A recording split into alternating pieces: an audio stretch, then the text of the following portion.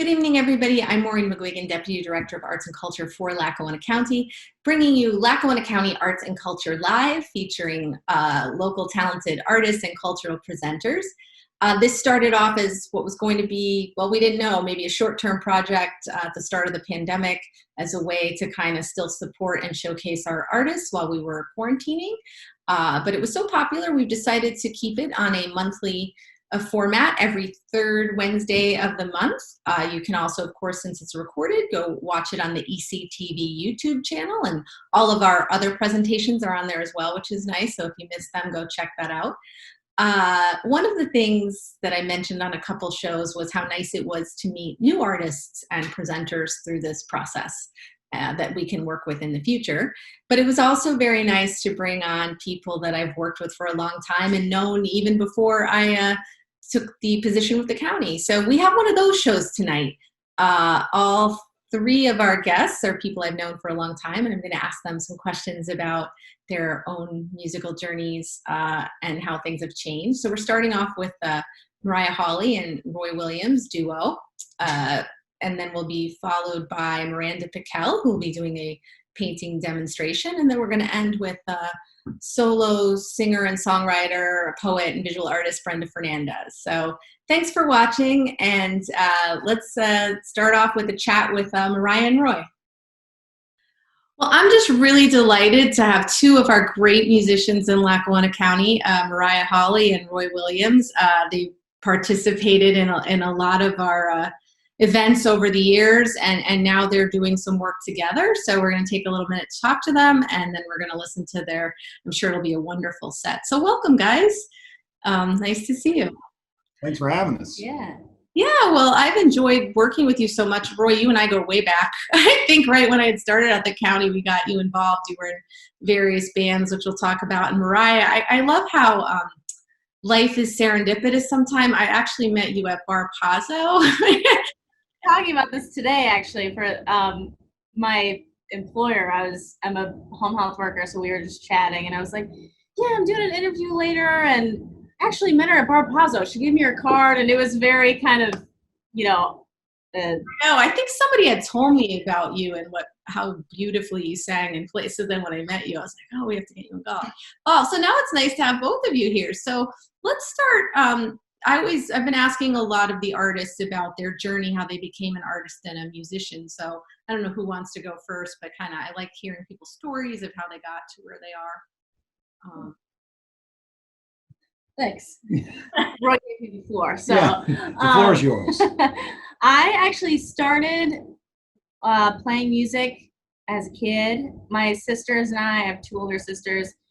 We actually were trained in classical piano for many, many years. And my piano teacher moved away when I was about 18, so I was going off to college anyhow. And then I started, so since I didn't have that guidance in the classical realm, I started kind of branching out and trying to play music that I listened to. So going from very regimented piano lifestyle to kind of just whatever was actually way more of a challenge than I thought it would be. But yeah, so I feel like the piano to me is kind of a new instrument in the past few years, even though I know the specifics. Obviously, I have the keys under my fingers, but yeah, learning a totally different style has been really fun. It's sort of brand new. So I have a little thing with my oldest sister, Faith. I'm sure you've seen her sing or play somewhere. We started playing at Karate on Ash once a month, and that kind of kicked it off. So yeah, we sing and play together, and then we also met Chris Kearney at actually an old friends reunion a few years, so actually several years ago, and then that kind of evolved. So I had a trio with my sister and Chris. We still do, just play casual stuff, bar gigs and all that good stuff, and that's actually how I met Roy. Yeah, because now you guys are together. I don't know if I should say that. Yeah. Yeah. Oh, So yeah. surprised. We were supposed to get married a few days ago. I know. Yeah. So Yeah. much changed, but you know, it'll happen. But I know you're not. Yeah. It's okay. It's all right. We had that date set because we thought we were going to be, going somewhere else in September and thought everything was going to be different. So once everything changed for everybody, it wasn't that big of a deal. Yeah. So we'll do it. Glad to have you. We'll do it. We'll do it. Yeah. So Roy, you've been on the scene a long time, and you had even made your way into New York City, and now it sounds like you might be venturing somewhere else. So why don't you tell us your story? Because I've been seeing you play, I think, since I moved back to the area. So Yeah, definitely. We've known each other. Well, definitely when I was a teenager. I think probably was the first, because with the Muddy Notes and all that stuff and all those bands. So yeah, my dad plays music, and so do both my brothers. Both of them. I'm the youngest of those three, so there was just always music going on. My dad plays piano and guitar, and plays music of his childhood, mostly like 60s and 60s rock and roll and songwriter folk stuff like that. So I was always hearing that, and started a band with some other people you probably know, Shane O'Hara or Kyle Wall, those people I used to play with that were in that scene. We started a band when we were in like 6th grade. And I still play music with them in different formations. But yeah, doing that, playing mostly, we were learning rock and roll tunes and stuff like that and writing songs.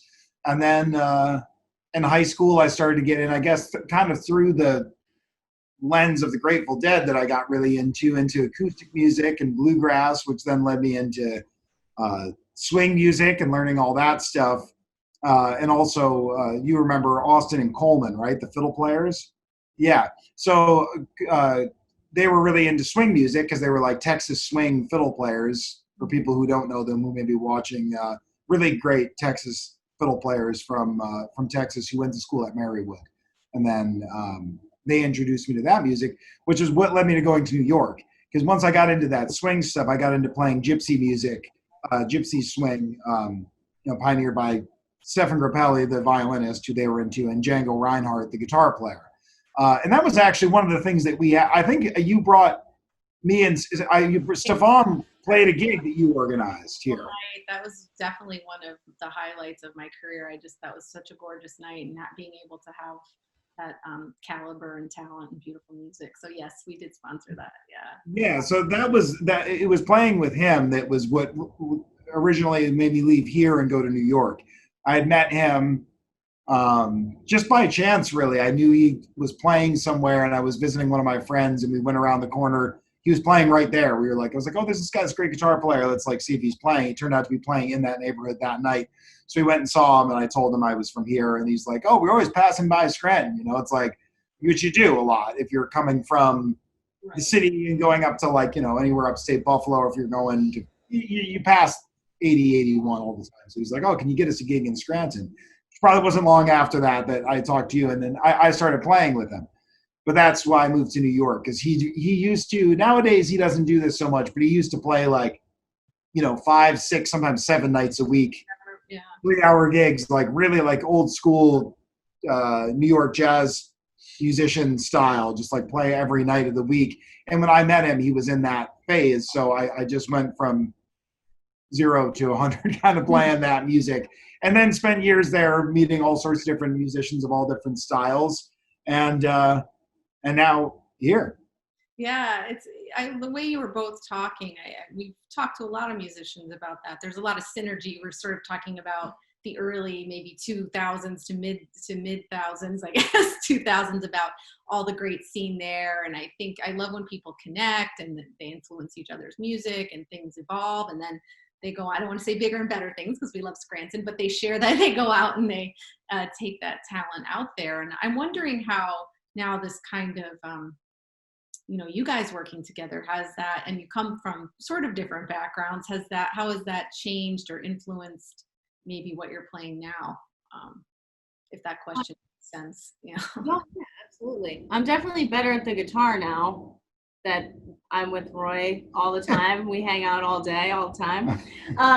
So we have very similar, well, different backgrounds, training wise, but our parents have very similar taste in music. So we grew up listening to the Beatles and Neil Young, Grateful Dead, and love all the same things about, because it's like there's so many different types of music and so many things, but there's a pretty defined line of just something being good or not good. And we seem to always agree on what we think are the best parts of music, the harmonies and the groove of the rhythm section, and like we're very much interested in the same things, regardless of what style it is. Because when we first got together, it was through singing, like 3-part vocal harmony type tunes and stuff like that. And even since then, we've played so many different types of music. Now we've got into the during this whole quarantine time. We've gotten really into playing a lot of Irish folk music, like instrumental fiddle tunes, and also Appalachian old time music, and doing that. So it's like even in a short period of time, we've spanned a lot of styles of music. Yeah, for sure. And that one's been a big one. We'll do that, I'm sure, when we do we'll do a whole mix of stuff, I'm sure. Yeah, a medley. Yeah, we got pretty obsessed with Irish folk music and. Well, that's my background, so yeah. Yeah. I know a lot of people in dance, but it's big in my family, so that's awesome. Yeah, that's awesome. It's definitely a favorite of people in Scranton. I think most of us you're either Polish or Italian or Irish, so good to keep our heritage going with younger people in modern, in a modern way. So, well, I'm really looking forward to you to play. And just one last question: where can people find you if they want to hear more of your music or? I don't know. There's a few spots. I mean, a really good one just to see like daily up to date things of all I'm doing is my Instagram. And that's, because it's whatever I'm working on at the time in my studio. I'll promote gigs on there and stuff like that. But on Spotify, Roy Williams and Human Hands, Brother Roy. There's like, I've kind of made myself hard to find because so many different things. And then obviously all the different bands that I've been a part of over the years. Right. Are all on there too. Money Notes, Minor, the mid early 2000s band. Exactly. Well, that's great. You have a nice legacy. And Mariah, do you have, or you kind of with? I've never written a song, so you can't find me anywhere. But you're on those tunes, though. Yeah. On the Roy Williams stuff, like Mariah sings a lot of harmony on that, so you can hear recorded documentation. You have a beautiful voice. I remember the first time hearing you sing. So I've been doing a lot of talking, and I think the real showcase is your music. So I'm looking forward to your set, and I'm sure our audience is going to enjoy it. So thank you, and good luck to you. I'm sure the wedding will be great when it comes. And hopefully we'll be playing. I'm really looking forward to the day when we can have you live back at our festivals or our other musical programs. So until then, we're glad we can enjoy you at least virtually. So thanks again. And, thanks so much. All right. We're back. Relocated. To hard chairs. Sitting upright. You can't sit in a soft couch. Too cushy. All right, here's George Jones and Tammy Wynette song called Just Someone I Used to Know.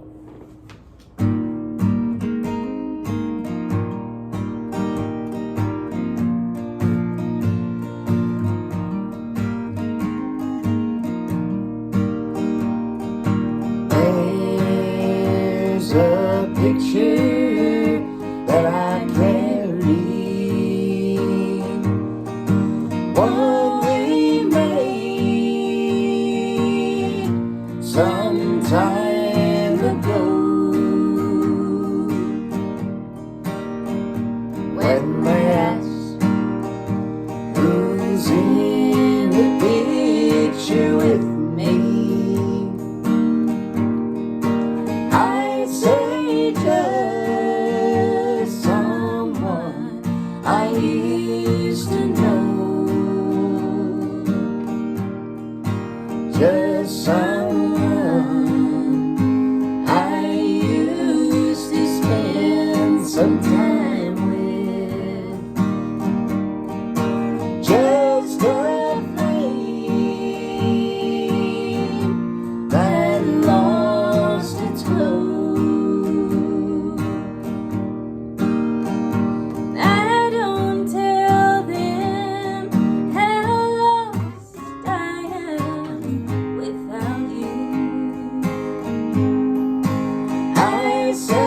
just someone I used to know.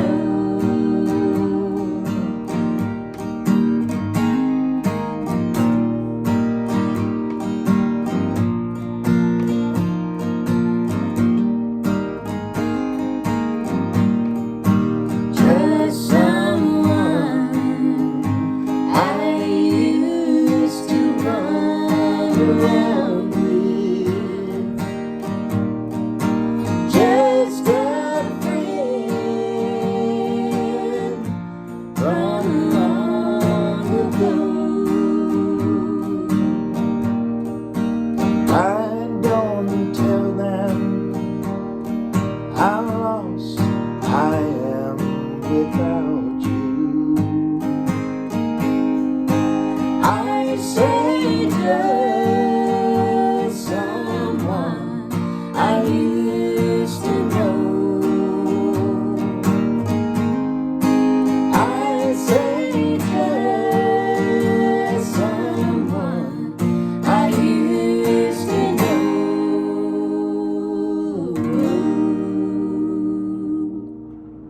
All right. That's song one. We've been really into George and Tammy tunes. It's really fun. Country duets. Yeah. The best. Should we do another country duet, but take Sure. it back a little further in time? Yeah. Want to do that Doc Watson tune? Yeah. Here you go. Thanks. Mandolin. Music store. Roy's really proud of the acoustic wall, and I am too. It's pretty sweet. I was explaining why it would be fine to have it like this, and I was like, there's space that way in music stores. Yeah, just like a music store in our home. Can I have the pick? Oh, thanks. So this is a Doc Watson tune that he sings with his wife, and we always comment about kind of, you know, the style of Doc Watson, how they just sing like little kids. Yeah. It's not too precious. It's not like George and Tammy, which is perfect laser beam. It's just Right. like, you just kind of sing. You just sing. Yeah, I like yeah. it just the same. From that one, Joe? Sure. 1, 2, 3, 4.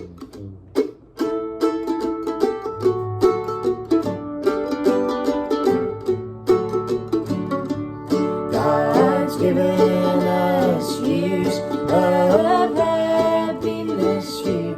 Now we must part. And as the angels come and call for you, the plains of grief tug at my heart. Oh, my darling, my darling, my heart breaks as you take your long journey.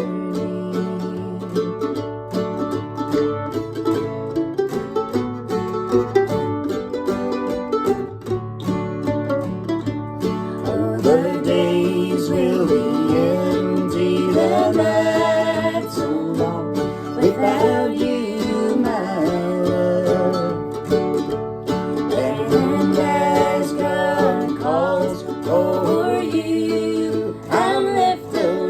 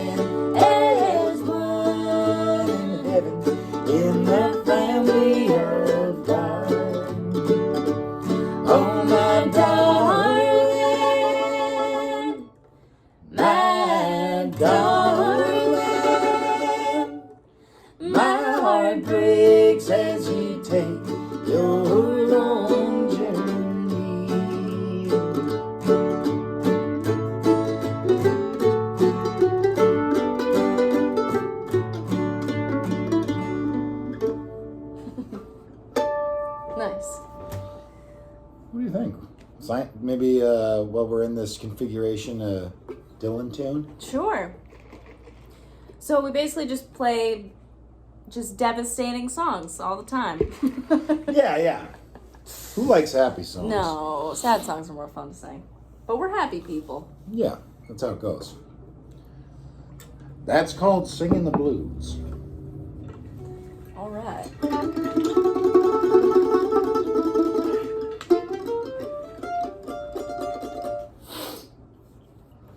Let's see. We did a deep dive into Dylan recently. And it's just... It's lasted about the last, 25 years. It's so overwhelming, his body of work. It kind of makes me emotional. Here's one from New Morning record called Sign on the Window. Sign on the Window.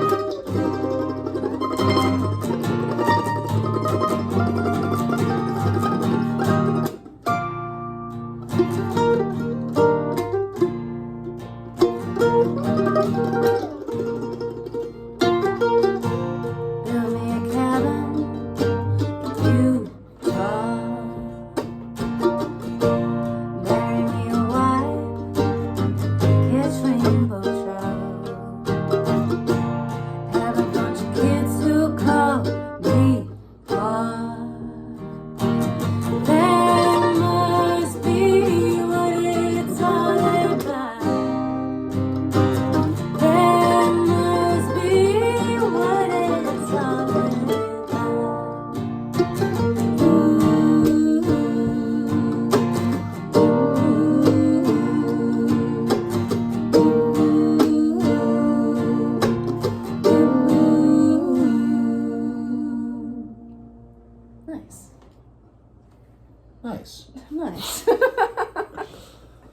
I love that song. Me too. What's next there, Wood Boy? Why don't we do one more like this, Okay. and then maybe we'll do a stylistic change. Sure. You want to do that, Cowboy? JC Spurs? Sure thing. Here's a song from a recent movie. This is the newest song we'll played so far. From The Ballad of Buster Scruggs, the Coen Brothers movie from last year. There's a great song in there that was written by Gillian Welch and David Rawlings and performed by Willie Watson, called When a Cowboy Trades His Spurs for Wings. Let's see, I can't remember what key we do this one in. Either E or F? Let me tell. That seems right? Yeah. Keep the capo just where it was. Sure. This is one of those old happy cowboy songs where the guy's a gunslinger, but he's like a good guy, I guess, who kills people and still goes to heaven in the end. Right. He trades his spurs for wings. Yeah.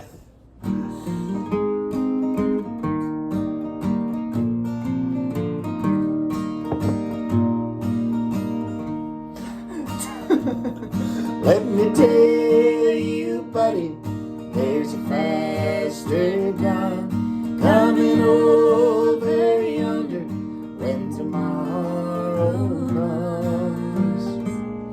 Let me tell you, buddy, and it won't be long till you find yourself singing your last cowboy song. Yippee-ki-yay, with a round of pins. Yippee-ki-yay, with the campfire dims. Yippee-ki-yay, he shouts, he sings, when a cowboy trades his spurs for wings.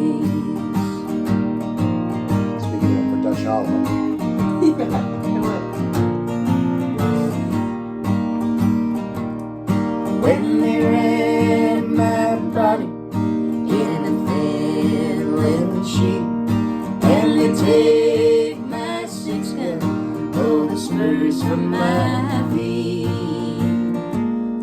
unsaddle my pony, she'll be itching to roll. I'll be halfway to heaven under horsepower my own. Yippee-ki-yay, with a round of bends. Yippee-ki-yay, with a campfire dims. Yippee-ki-yay, he shouts, he sings, when a cowboy trades his spurs for wings. Yippee-ki-yay,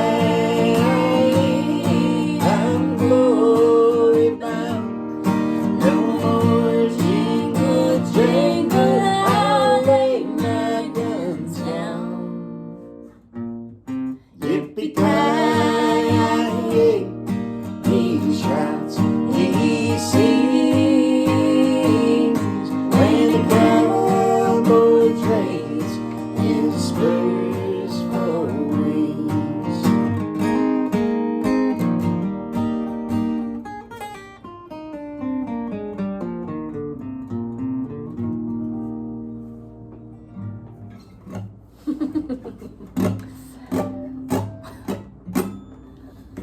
So that's how that one ends. Yeah, just like that.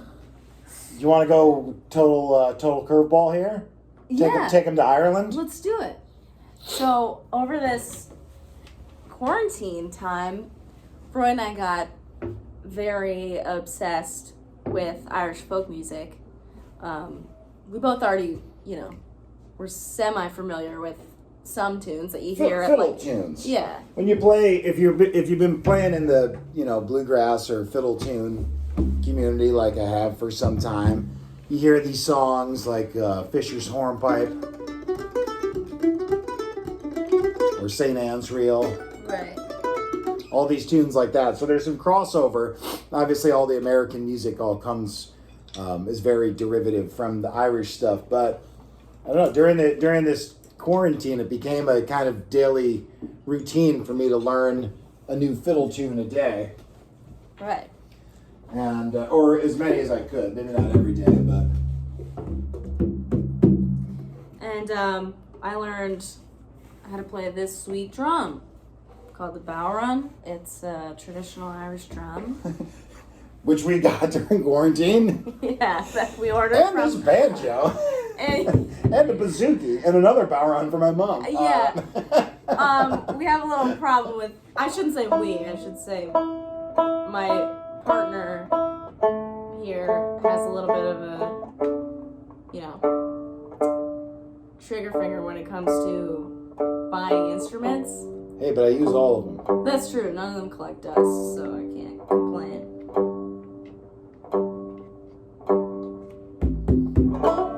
All right. What do you think, Roy? Let's do a jig because that's unique to Irish music. That is the thing with a lot of these crossover tunes that you hear in American fiddle music, Appalachian fiddle tunes, French Canadian fiddle tunes, all that.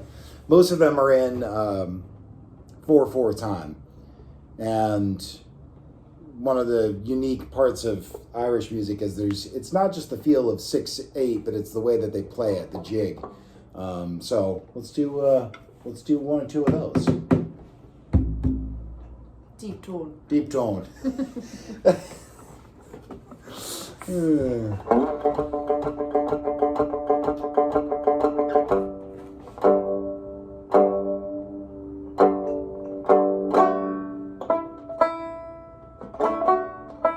Our neighbors hear a lot of banjo. Luckily, it's JP. Yeah. Biondo, so he doesn't care. JP Biondo lives downstairs. We have a little commune going on.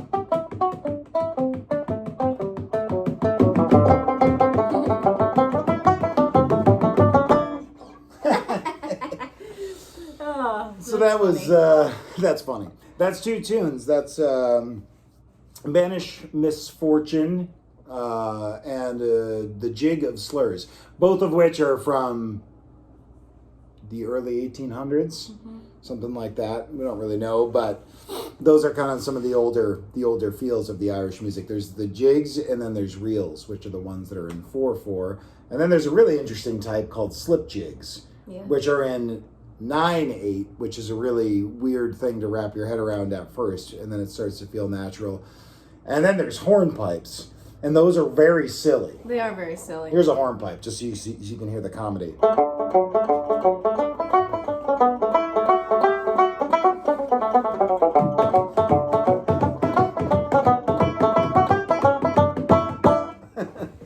All right. Why don't we do one more song? Sounds good. We could do those all day long. Yeah. In fact, we have a band. Once we get out of these times, we already have prepared a giant list of songs under the name Dutch Hollow. Yes. With JP and Q, and it's going to be great. All right. Let's do one more. How about Must Have Been Out of Our Minds? Sure. Take It Back to George? Yeah. Start with George, end with George. All right.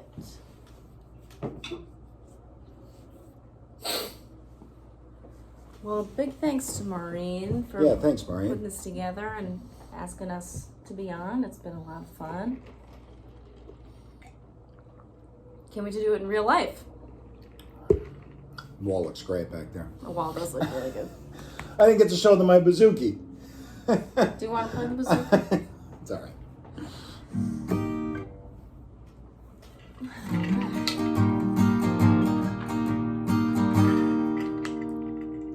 Sound right? Well, we said our goodbyes long ago. Yeah. Or you I think it was higher than that.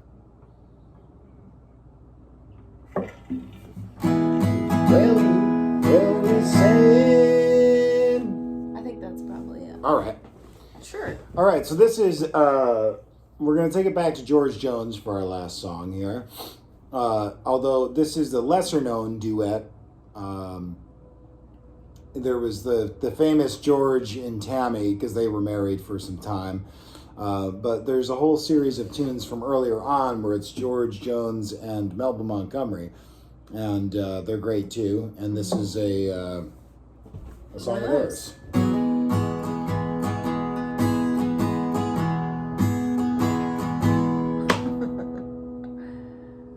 Ba, ba, ba.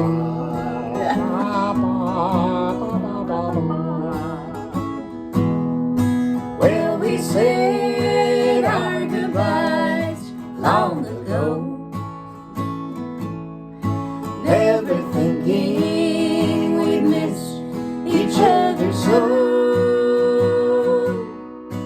Oh, the memories we can't leave behind. Well, we must have been out of our mind. I thought I loved another, not you. That's right, honey. How foolish I thought the same too. They both turned out to be the wrong kind. Oh, we must have been out of our mind.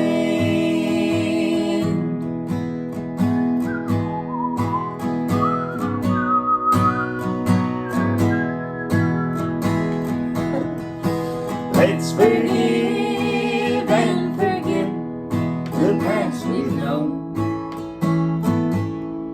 and meet together the wild seeds we've sown. Surely they will forgive us in time. That we must have been out of our minds. I thought I loved another,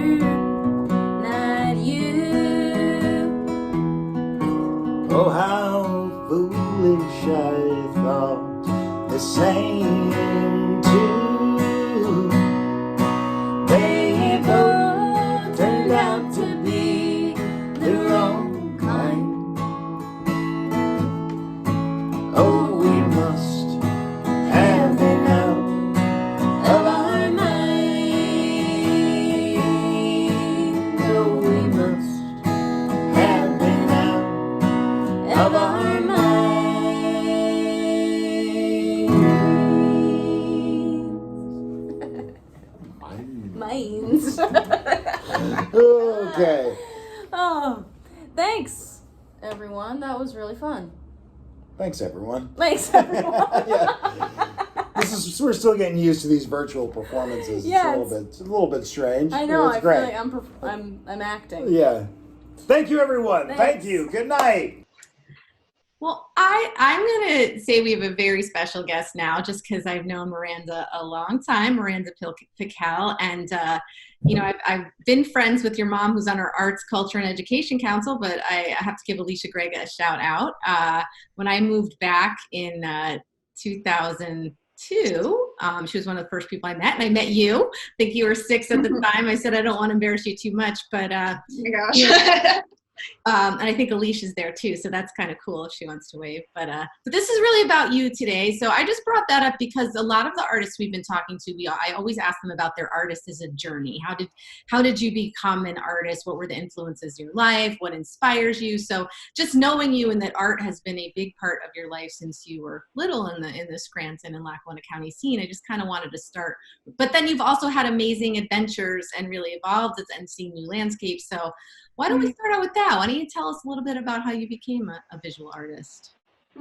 It's funny. Actually, I was trying to remember, and I was asking my mom, I was like, when did I start drawing and stuff? Because I couldn't really remember.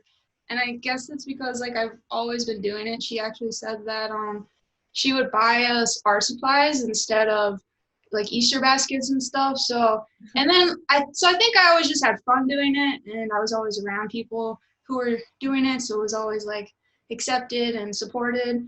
I think I didn't really get really into drawing and art until I went to Arts Alive. That's like a program here in Scranton. And I was just focusing on illustration and drawing. I never actually was a painter. I've never taken a painting class. And I thought I wanted to be a tattoo artist out of high school. And then I tried it out, decided it wasn't for me, and it was around then, like 19, 20 years old, that I started painting, and it just felt more, I don't know, more just natural to me. I guess it just came like really naturally. I think I was just, and then I just was obsessed with it, and I loved it. I felt like I could do more with it than with drawing and stuff, and yeah. Well, I think a lot of artists do that. We've heard that story that they try different things and then they kind of find their medium. But your work is so beautiful now and interesting, and you do a lot of types of subjects. But what inspires you? I know you're going to talk about that in your demonstration, but if you give us a little taste about. Oh yeah. I guess when I first started painting, I just focused on like trying to get down painting faces and stuff and people. I think that's where a lot of people start out. But I wanted to start putting backgrounds into my paintings and give it like more of a narrative and a story. And because I always liked paintings where I saw like a bunch of stuff going on and I would just look at it and be like, try to figure out what the painting meant to me. And that's kind of what I try to recreate is like, I take my own reference photos. I love photography too. So when I travel, that's a huge inspiration to me. And I take different pictures everywhere I go. And then when I sit down to paint and try to come up with new ideas, I kind of just put them all together, collage them, and sometimes my paintings don't really make sense, but it's like a story of where I've been, who I've met, and I try to just put that into my painting, and then the viewer can interpret it however they want. Well, that's a good lead-in because you grew up here, but then you've had some other adventures living in California and then doing road trips. How do different landscapes, do they influence you? Like, is there a difference from what you see here or the people? Have you been affected by that in your art? Yeah, I have actually, because so I first moved to California when I was 20 years old, and prior to that, that's when I just started getting into painting. So I was still only painting like faces and was just like a blank background. And I think like I took a 3-week-long road trip to California, and that was the first time I really left this city and the state, and like I saw so many things. And I think looking back on that now, actually, that you say that, I think that really did influence my painting a lot, because when I did get to California and I got a little settled down, I actually did start painting, like, I started with like flowers and outside and trees and just stuff that I saw. And I think from that experience, it just kept leading one to the next. And like the last couple paintings I just did, there was a lot of like Arizona themes in there because I was just in Arizona in December, and like cactuses and all that. So yeah, I think it does come into play, and I just like trying to incorporate the different landscapes in the country into my art. Yeah. And you've also done some community art, and I know since you're here now for a bit, you've also been trying to get involved in the local scene. What's it like to do murals and that type of art versus just kind of the solo artist in a room? I guess murals, you have to take into consideration the community where you're placing the mural and the location, like what building it'll be on, the history there, what you want that mural to mean. I do appreciate like a lot of muralists that incorporate their own style into their murals, so then you can kind of like recognize it and when you see it. But also I do like the other side of that where there's like a history behind it in that city, because I think that's important for people to know their history from where they're from and stuff. And I guess coming here after being in California, like there's so many murals in San Diego, like everywhere you go, and in other cities I've been to, and I think like Scranton, like we're just starting to get a lot of murals going, and I think that's really awesome, and we need that. And I think like people just feel better when they like they're driving and things are just more colorful and vibrant, and I think it's a little mood booster.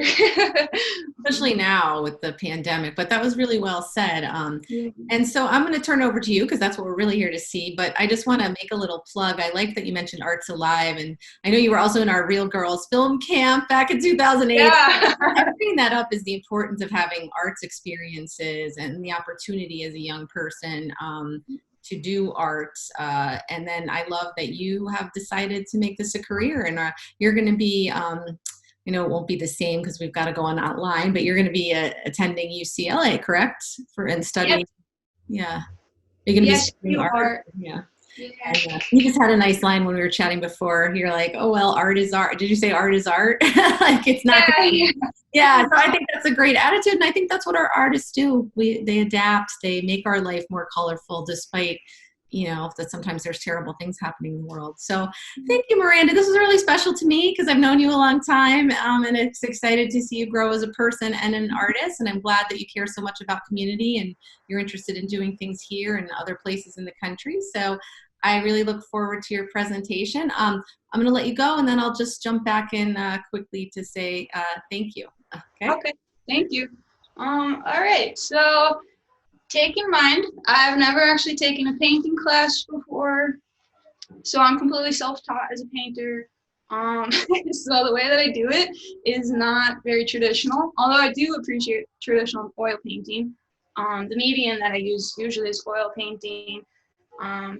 So I kind of have been doing this for about 5 years, like seriously now, and I'm still learning a lot, but I do start with the underpainting a lot, which is part of like what a lot of traditional artists do. But to me, like I kind of plan as I go. Like I'll have the general sketch, and then I will start like filling in areas, and I see what I like, and then I just keep adding on and on and on until it's like more 3D and where I want it to be. And I don't really know where the colors are gonna end up, or I do like using all the colors I possibly can in my art. And so I like just kind of making it up as I go along, and that's kind of what I'm doing here. This is a new painting, and as you can see, there's like a little bit of a situation going on here. The reference photos I was talking about earlier that I took, this is actually my sister, this is my mom in the living room, and yeah, there's just some stuff. This is the cat, Fuji, just wearing a beret. But yeah, so I just start with the underpainting, and I use oil paint, and I actually use a lot of mediums. Usually I try to find, there's this brand, and there's one that's called fast drying medium, because oil paint takes forever to dry, but they were out of it, so I'm using this other one right now. But yeah. So yeah, like I'll just start with the basics. The eyes, people really love eyes for some reason. Not really sure why, but I know that's another thing artists get really into when they first start out. It's drawing eyes, so I'll start with them usually in the face, because to me, like the facial expression and the color that I put into the face, I feel like it conveys emotion, and to me, like emotion is very powerful in painting, and like, I feel like it just all of my favorite painters like just are very emotional. I think. Yeah, and I like to use like the black to kind of outline everything, because once you start painting, the pencil obviously goes away, so you kind of got to keep up on where everything is. And yeah, and just, but I don't know, it's cool to be an artist, and especially be self-taught, because I think like part of the process of like finding yourself as an artist is like finding what works for you, what doesn't work for you. And at least for me with painting, I actually started out with acrylic paint, and I worked for a while, but I think I was always nervous to try oil paint at first, because I don't know, I hear a lot of intimidating things about it. But I went for it, and actually it was like, I found it easier and more fun, because I feel like you can do more with it. And so yeah, you find what works for you. It is cool. It is cool to like learn the traditional way of painting and stuff, and then kind of take what you want from that, and you know, do what you can. Yeah. But as I said, I like to use a lot of color in my work. And so this is kind of, my palette is usually a mess, and I usually use whatever I have, because I move so much that I can never keep anything. So, so yeah, I'm just using a piece of styrofoam for my, painting.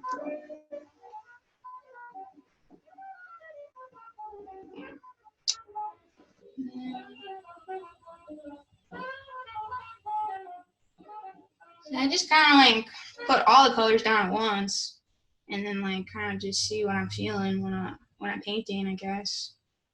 Oh no, I don't even know how it started. I think actually my first painting was in black and white, and it looked really cool. And I actually think I used to paint in black and white a lot, so I'm not really sure how I got to be so vibrant, because I used to be the opposite in my art, which actually is a common thing. Actually, I was working for an artist in California, and he all of his paintings were very colorful and vibrant, and then he started to just do black and white, so it was like the opposite for him. But I guess you just evolve and you change, and I think that's cool.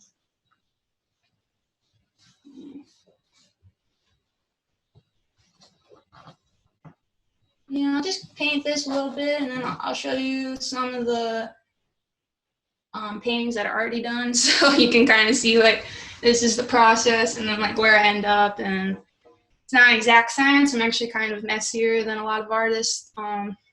When they're doing their underpaintings, they just start, they do the whole underpainting, and then it's very organized. I'm not very organized, I guess. But, yeah.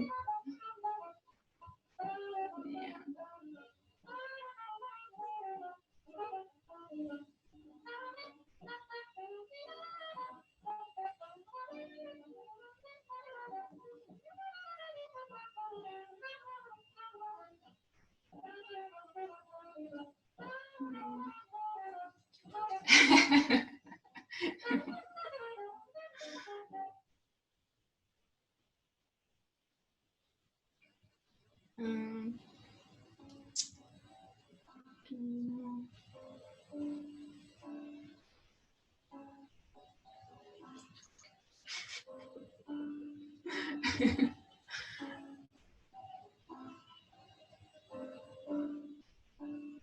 Yeah.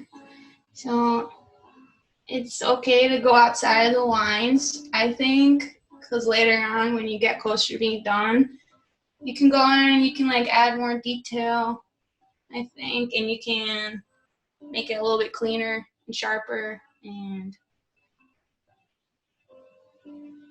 how you want it. But for me, like loose painting is very therapeutic and I get a lot out of it.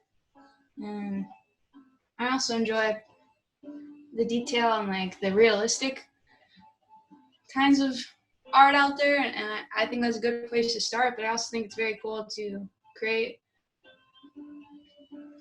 pieces that they're like a little abstract or surrealist or make you question reality a little bit. And I think it's important to have both kinds, and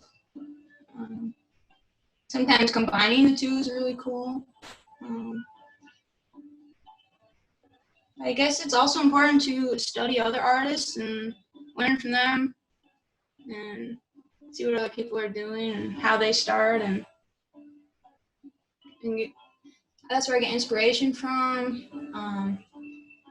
When I first started painting, I tried to paint like every single day just so I could get into the habit of doing it, because it's like the more you do it, you will improve over time. Like I know a lot of people say that, oh, I can't draw or I can't paint. And yes, I couldn't paint either, really. I think it was just fun for me. But if you look at my paintings from like 5 years ago to now, it's crazy, and there's so much improvement. And actually, I have one I could actually show you guys, a older painting and a newer painting, so you can kind of see how practice helps. But, yeah.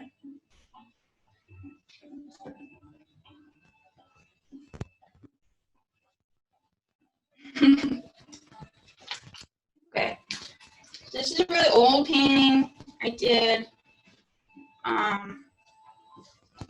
It's like, so I used to be really nervous of painting hands and hair and feet and stuff like that, because it was just intimidating me, and they almost came out super ugly. Like every time I tried to paint a foot, it was just, so I would try to like hide everything. So when I first started painting, I did a lot of like drippy painting and stuff, and it would kind of cover the parts of the painting that I hated until I started to get a little bit better. And now this is like one of the first paintings I did this year. And so there's a bunch of reference photos I took of Arizona, and this is my boyfriend, Mike. But like you can see, I paint hands now, and I kind of grew away from the drippy part, and I think that's okay. This painting. Yeah. Oh, well, this painting has a really long name. I can't remember right now, but I like to give my paintings really long titles. I think it helps to impact the story that I'm trying to portray. But yeah, so this is just, he's sitting inside, and there's a sinkhole, and it's kind of like the end of the world. It's going on outside, and he's just sitting. And oh, I remember, it's how to pose for a photo before the earth opens up and swallows you whole. I think that's what this is called. It's something like that. It's very long. But and then here's me, if you can see this detail. That's me taking the picture.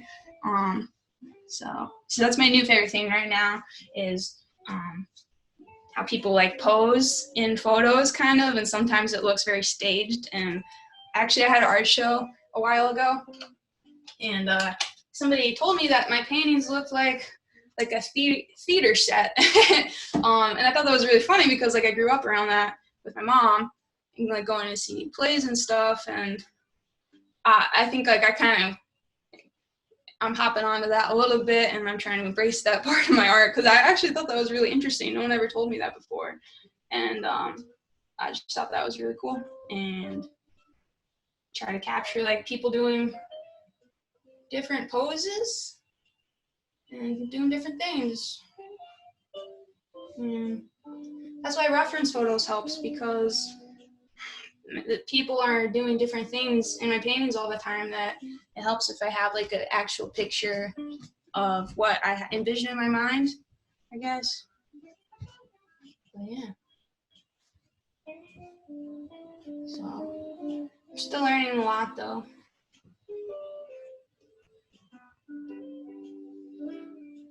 But yeah, it'll be cool to see where I end up in 5 years as a painter. And compare my paintings then and keep going.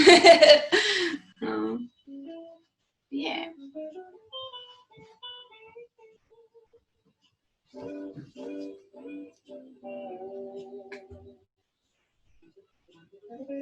So with oil paint, it can be a pain because you have to do it in stages. You can't finish like in one day usually. So you kind of do like, you do the base layer, and you add on, and you move on to other things, and you gotta wait, and then go back to it. And so sometimes it helps me to work on like multiple paintings at a time if I have the time to do that. So then I could go work on something else, or sometimes I'll get stuck and I don't know what I want to do with the painting. It'll take me a long time. This painting behind me, actually, I started this one, and I didn't plan it out at all. So I just started this, and then I was like, so that's why it helps to plan things, because then you'll keep painting over everything. So with this one, it took me a very long time to figure this out. And I finally combined a bunch of photos I took, and I made this. And I think before I actually had cars. These are windows. I don't know if you can tell, but there was actually cars in the windows, and I decided I didn't like that. And then I actually think I tried the cars upside down. I didn't like that either, and so I was just getting really stuck with this and frustrated with this. So it's okay to like also move on and not feel like you have to rush as a painter or artist in any form at all, because I think especially right now, like there's this pressure to like complete things really fast, and I don't know, I guess maybe this world is like moving really fast.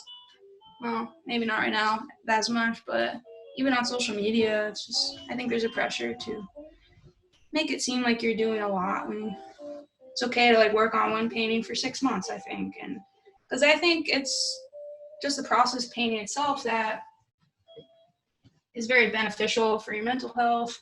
For me, it's like a form of meditation. A lot of people ask me that if I'm into meditation and stuff, and not really, but like painting to me, like just sitting down and just like working with my hands and my head and everything. And I think that just helps a lot to center myself. And I don't even think you need to be like a great artist or anything to enjoy painting, like to get the therapeutic aspects from it.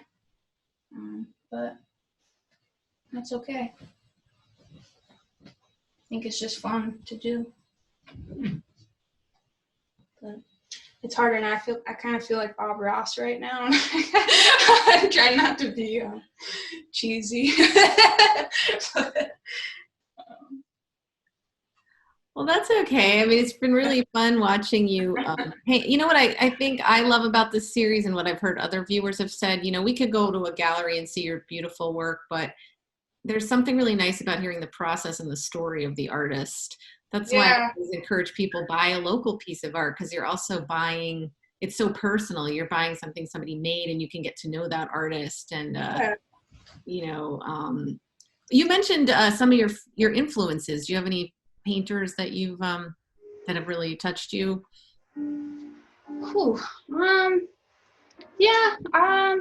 I really enjoy like surrealist painters. I think they really inspired me a lot to start thinking out of the box a lot, and like push myself. And I actually didn't take art history class until like recently, so I wasn't really aware of how many surrealist painters there are. But of course, you want to start with like Salvador Dali, who when I was younger, like you hear a lot of him. I feel like there's like 5 painters you hear about when you're younger. It's like him. He's one of them. And I always liked him a lot. And then from him, but I always thought it would be cool to think about who influenced him, because I feel like people don't really think about that. And There's so many right now that I can't Yeah, think no, of it's not a name. it's always like that. And I love the surrealist. Yeah. I love the jazz soundtrack. Is your mom there, Alicia? Do you want to wave? Or is she shy? No. No, she's been a great promoter of the arts, but that's nice. But yeah. yeah, no, there are a lot. I mean, I think that's what's nice about art. You kind of build, like you sort of said, you want to know who influenced Dali, and then you can keep going and then have that. Yeah. There's this one artist actually who I learned about, and I always have trouble saying his name. Hermanus Bosch. Oh yes. Did I say it right? With Hieronymus Bosch, very good Renaissance painter earlier. Yeah, I think it was earlier. Maybe. Yeah. But I feel like he was one of the first like surrealist painters. Yes. So like seeing that, I was like, wow, like this has been going on for way longer than I thought. And yeah, it's right now it's kind of hard because social media is such a big influence on everybody's life, and I try to use that to inspire me to see what's going on, and it's such a useful tool in that way. But you see, it's like almost overwhelming because I follow so many artists that I see so much on there, and I see what I like, and then sometimes I don't remember their name, but I'll save the images and I'll go back to it. But well, that reminds me, I got carried away in the beginning. So before we say goodbye after this wonderful presentation, where can we, you were talking about seeing paintings, and I love seeing you on Instagram. I follow you, and I had seen the Arizona one, and I loved that painting, but I think you put it on Instagram or somewhere I saw it. So I really, that's really cool. So where can our viewers find you if they would like to follow up or see your events, find out what you're doing? Hopefully when we can have gallery shows again.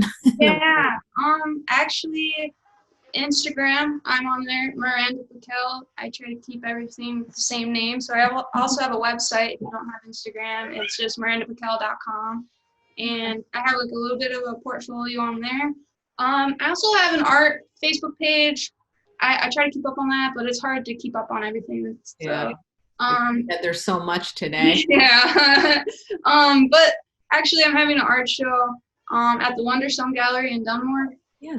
August 8th, and it'll be virtual and in person, but it's like in-person reservation, so we're only accepting to go see. Yeah, I think we could fit like 10 people in at a time, so.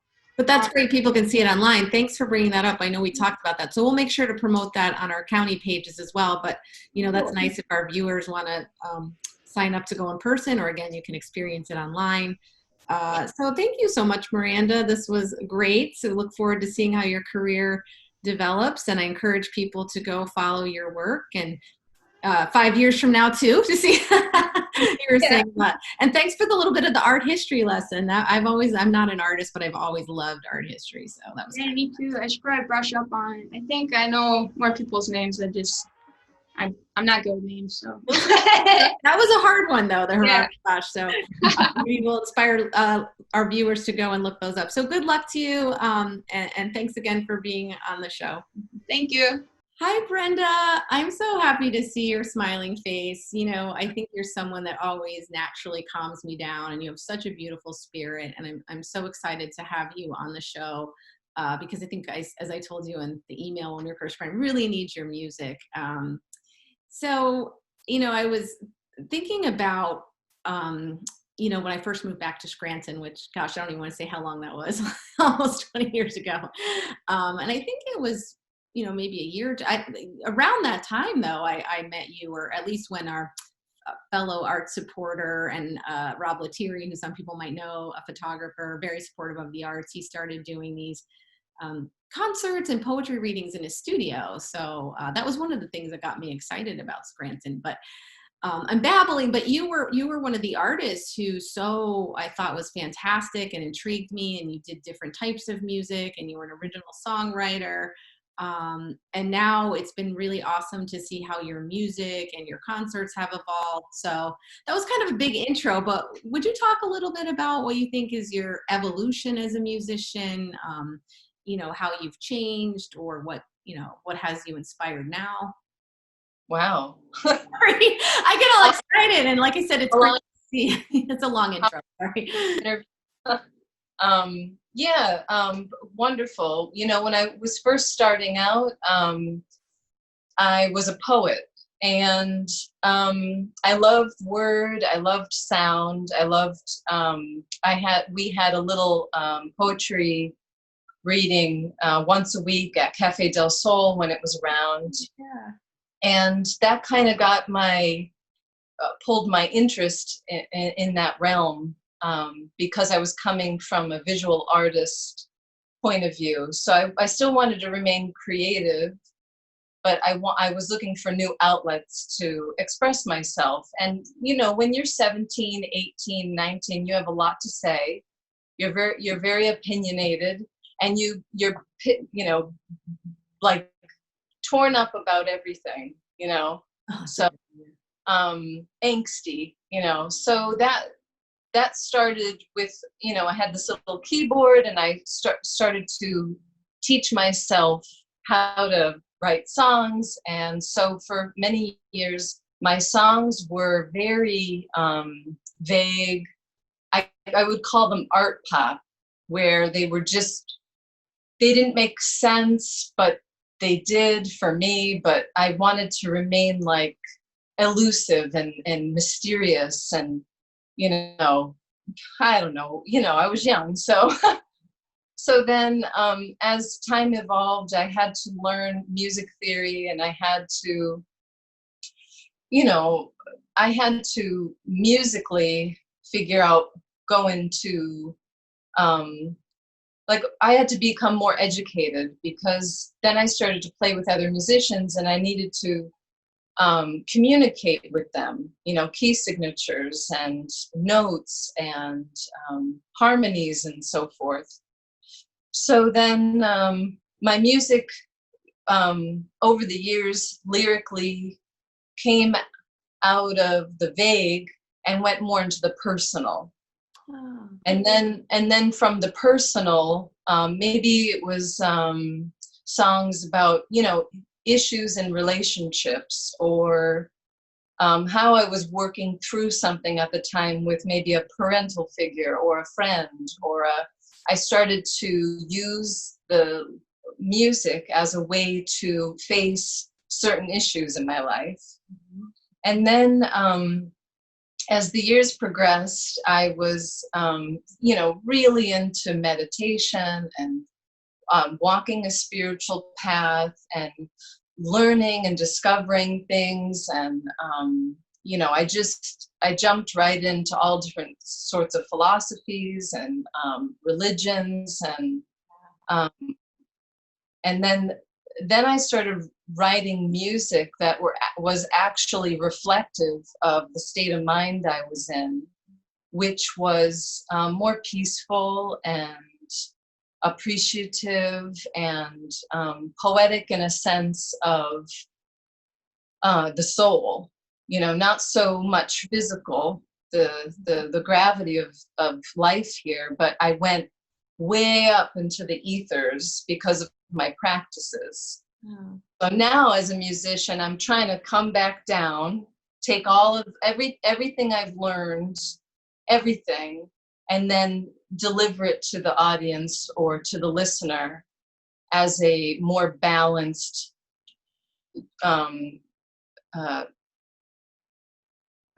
messenger, so that everybody could understand what I'm trying to communicate. You know, does that make sense? So yeah, perfectly. I went from like the vague to the transitory, and now I'm get right into the middle. So no, that was a great description of the artist's journey. And I should say you are a lot younger than me. You're still young. So you did start young. So it's kind of almost like the journey of growing up, both physically, spiritually, and artistically. And you keep evolving. And I love that you're kind of blending two different experiences and still working on finding your voice, or you know, being open to it changing. So I think that was a beautiful description of how artists change and develop and explore and use. I love what you said about using the spiritual and the meditative, I want to say resources, that sounds too utilitarian, but experiences to weave them, and how that affects you. Yeah, I just turned I just turned 40 years old, and I feel like it's a remarkable age. And I feel like I'm beginning to really become an artist now, really become a musician now. Like, I feel like this is just the beginning. And and as an artist, being older and more mature, you want to be relatable, and you want to connect, and you ask yourself more, what's the purpose of what I'm doing? What's the intention, you know? And then once you know that, then your product will really hopefully speak to many.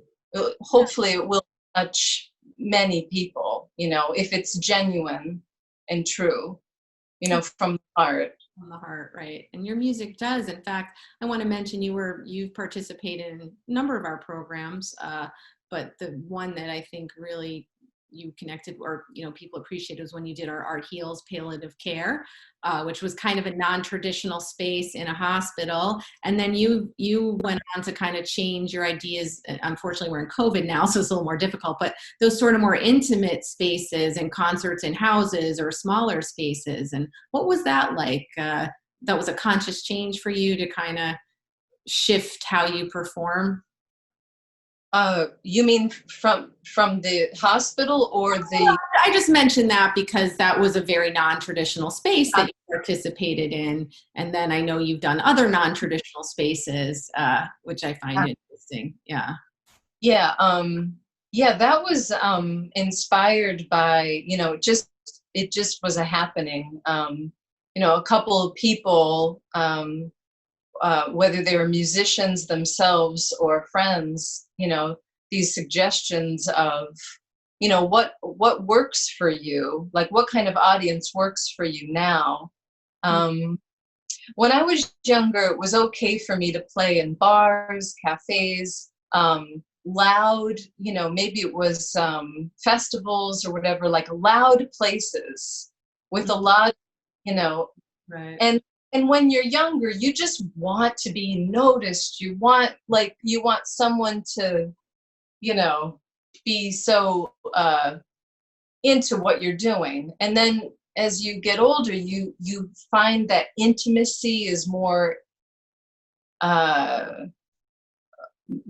it lasts longer. You know, really, you know, going back to the Tuesdays on the Ridge at Rob's house when I was very young, that laid the foundation of, wow, you could have 20 people surrounding you in this intimate space while you're vulnerable and you are doing something that you don't even know, you know, you don't even know how people are going to react to it or blah, blah, blah, or whatever. It was a really wonderful way and is a wonderful way of sharing yourself with other people, you know, and that goes back to the poetry reading days where you'd be at the cafe and you know, all eyes on you, and every word, because of the quietude and the presence of the audience, you can really encompass all of your abilities and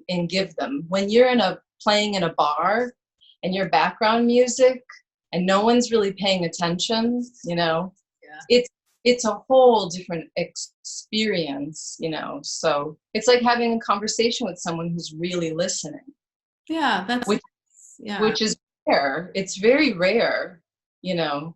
And in some ways, this pandemic that has so devastated our lives, as you were talking about space, now we have to adjust to this kind of online world. But I'm finding the people are in a way listening more. We are home. We are trying to find new outlets. So some of the musicians we've talked to have said their audience has grown and people have time now. So I try to find the bright spots during this period. So I think we are sort of rebuilding connection and that sort of listening that hopefully will continue post-pandemic, which I hope ends soon. I miss seeing everybody in the real world, but at least, you know, we do have the online connection. So and people are adapting. Mm-hmm. Yeah. So speaking of that, where can people find your music? Or I also want to say just quickly, you are like a triple threat, as we say, poet, musician, and a visual artist. That's a beautiful piece that you've done. Your work you've showed around our region. And do you still practice your visual art? Yeah, I do. This past year, I haven't been painting with acrylic, but I've been drawing more with pencil, colored pencil, and I've also been dabbling in watercolor and gouache, which is like a thicker watercolor medium. So I've been doing smaller scale things when I have like an hour, to kind of a little bit. And I just love drawing, I love allowing my imagination to,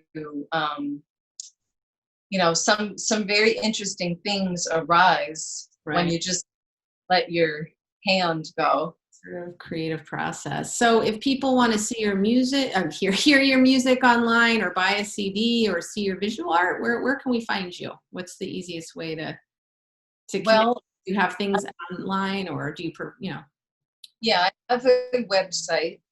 It's brendafernandezmusic.com. Great. No, that's really nice. No. And there are.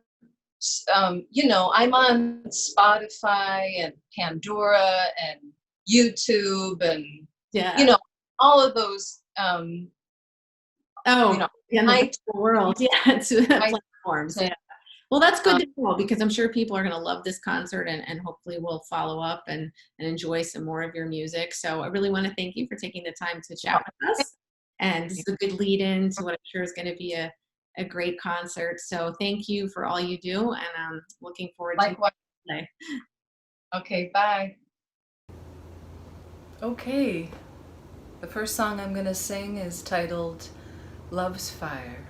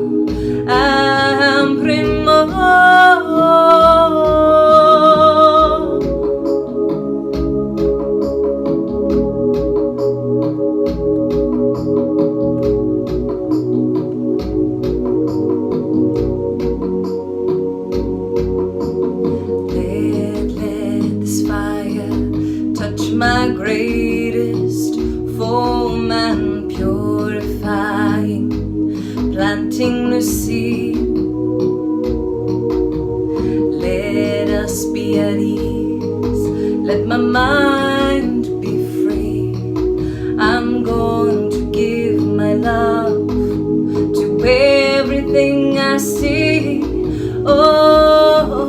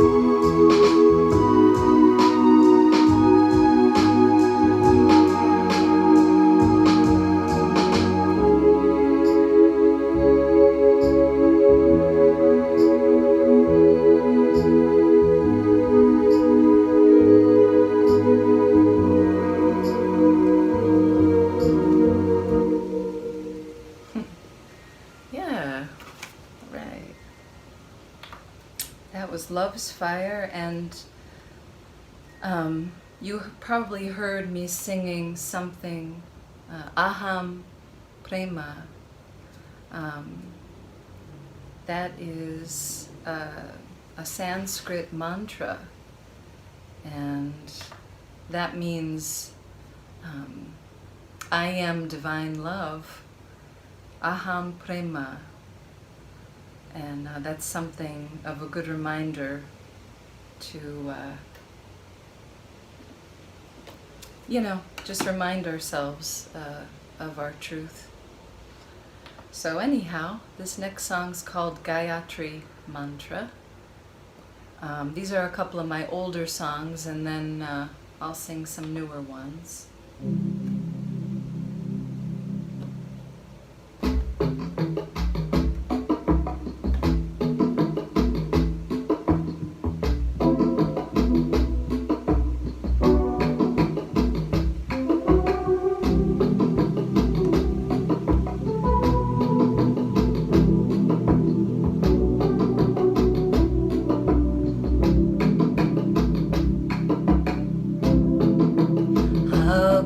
Find the lightness in the seeming darkness. How will I know the truth in my thoughts of falseness? How will I have the courage to choose my true inheritance? How will I let go of these things that seem so serious?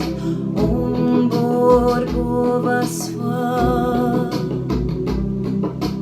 Tat Savito Vareniyam Bhargo Devasya Dhimahi Dhiyo yo na prachodaya.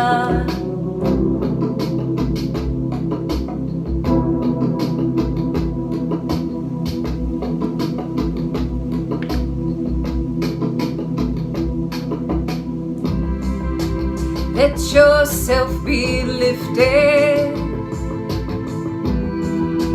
from this battlefield. Let your gentle spirit soften your eyes.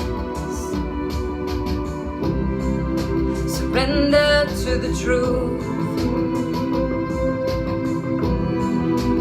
Welcome no substitute.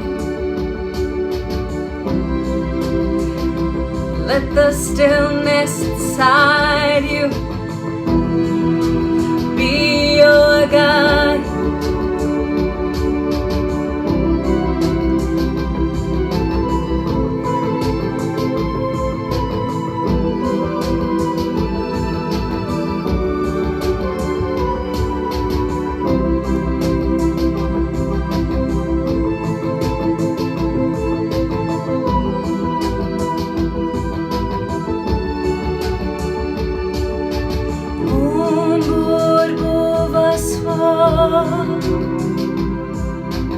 Tat Savito Vareniyam Bhargo Devasya Dhimahi Dhiyo yo na prachodaya.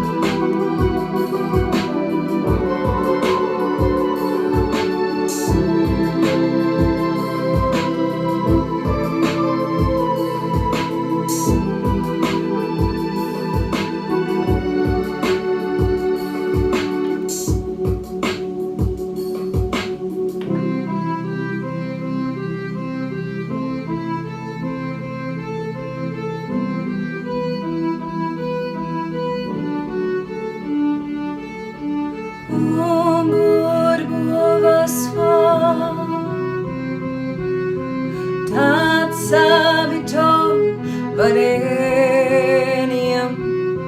Bargo Devasya Dhimahi Dhiyo Na Prachodayat.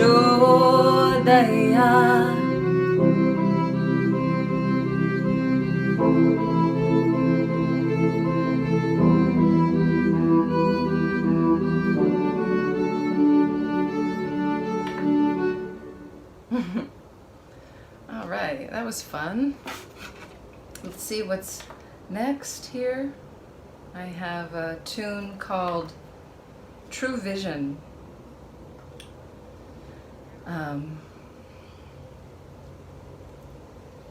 Yeah, this is a good one for any time. Drum. I have to prepare all of my electronics before I can sing the next song, so bear with me. All right. This song, you know, there's obviously we're all burdened by a lot of chaos that surrounds us, and this song is an invitation to let go of the chaos and go within and create some space and silence, just to gain some sanity.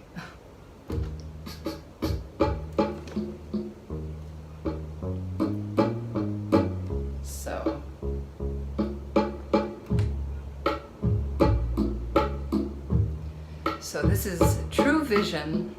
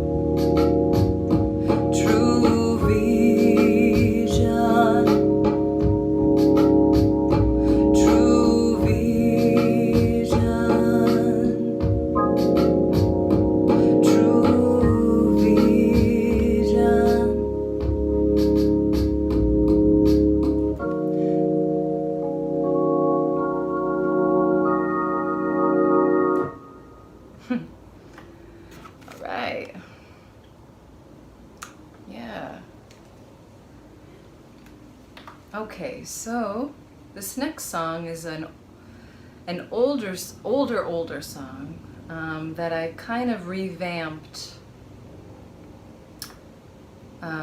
in these last couple of months, you know, having a little extra time to do so.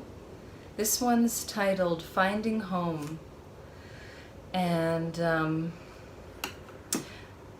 it's a tribute of, or the idea of when you're searching for home, you know, and you're looking outside yourself, maybe you're moving around and just trying to figure it out. And I came to the realization that where I was home already. So this is a little shout out to Scranton, my hometown. So it's a fun little tribute to Scranton, and I hope you enjoy it.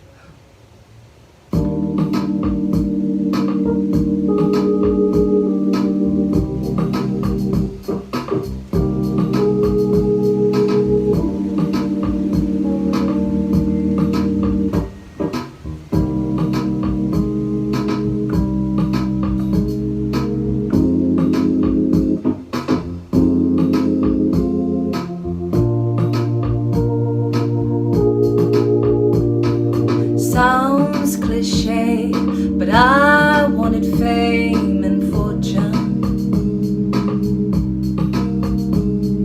a bigger city, a bigger love life, and a bigger audience, bigger art, a better scene. Well, as soon as I arrived, it was loud and crowded. I couldn't even move through the streets. I got 2 pocket fines, and while walking around, my car got towed, no joke. And in the night, it was so loud outside, I didn't even sleep a wink. Oh, how I missed the quiet, I miss the green trees, I miss the birds singing, the sweet streams, and even the carpenter bees. I miss my big old house to live in, and no sign of traffic jams.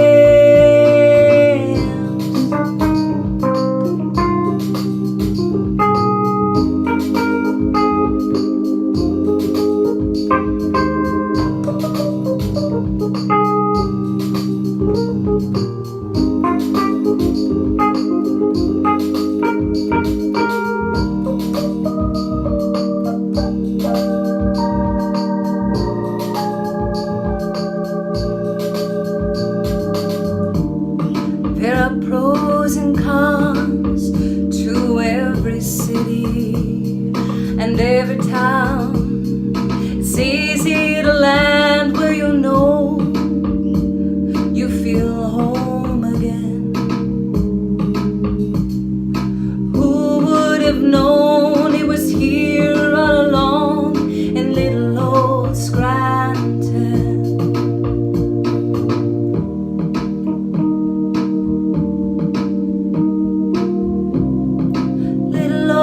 Scranton.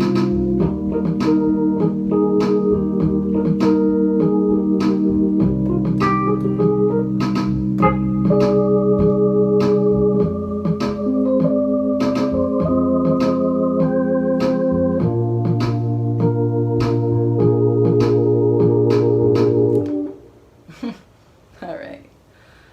Yeah, so little old Scranton. Yeah, it's a good place. All right, this is going to be my last tune. I was thinking, I'm just trying to make sure my timing is prompt for this. And maybe I'll do an extra song after this. So, all right, this one is a newer song. It's called The Unseen. And let's see here. Get this all ready. This song is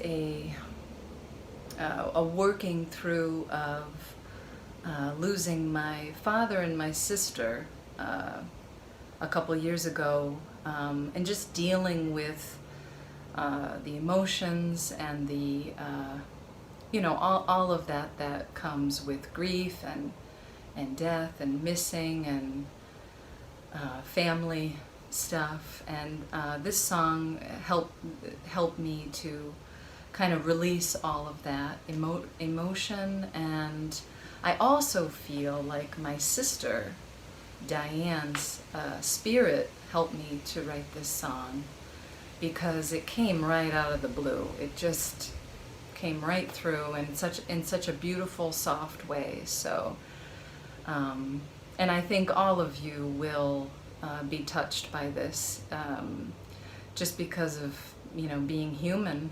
and how transitory our lives are here, and how through death we're taught how to live every day, hopefully in a more present, peaceful, and kind way to ourselves and also to one another. Okay, so again, this is titled The Unseen.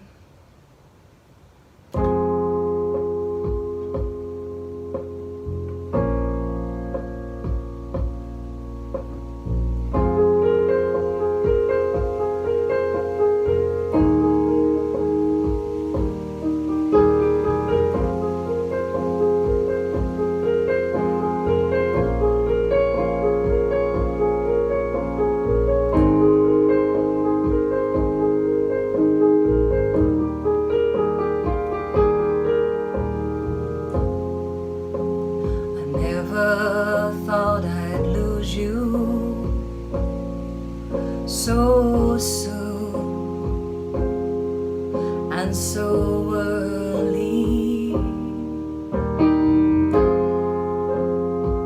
but what can you do? We don't live forever in this body. It's a strange thing to think I'll never see you again, to hug or be with you at a holiday celebration. Sometimes my eyes play tricks on me, and I think I see you in the street.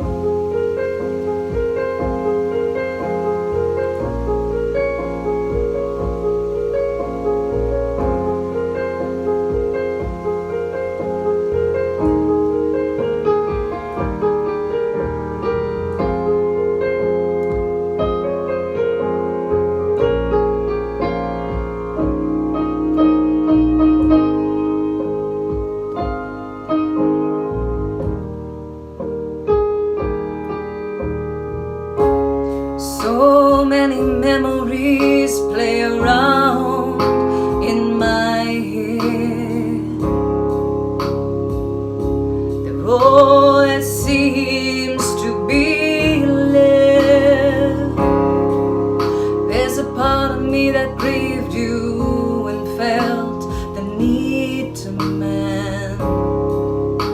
There's even a part of me that felt guilty and didn't understand.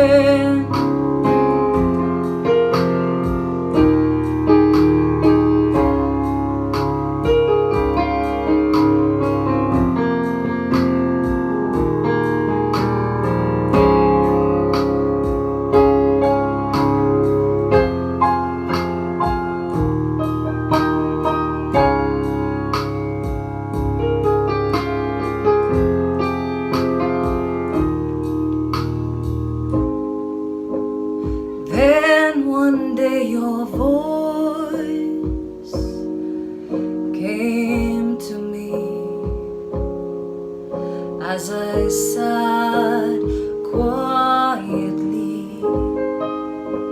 I heard you say to let go of all those memories. You don't need them anymore, because I am here with you now. Can't you feel me all around? I am here with you now. Can't you feel me all around?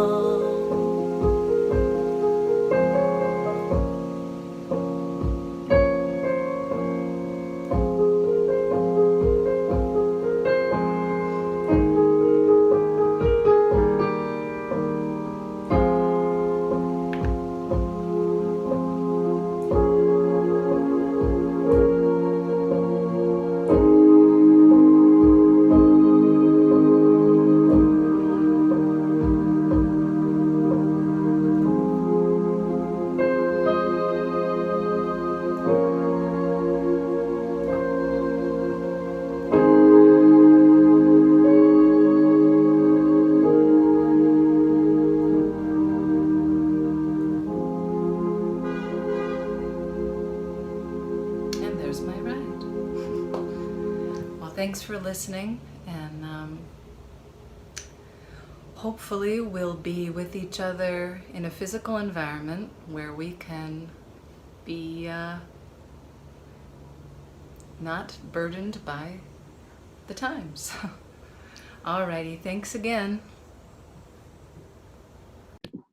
I hope you enjoyed tonight's program as much as I did. We have so much talent here in Lackawanna County, and I'm so glad we can continue to support our artists and cultural producers and bring you entertainment and education right to your living room.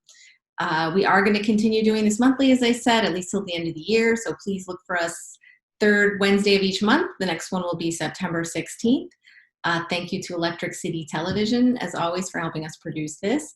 And I always like to give a little shout out to Jess Mione, who's one of our Arts, Culture, and Education Council members, who does such a wonderful job with marketing. So please look for the next lineup on our social media sites and county website. And in the meantime, thank you for watching. Please stay safe and healthy.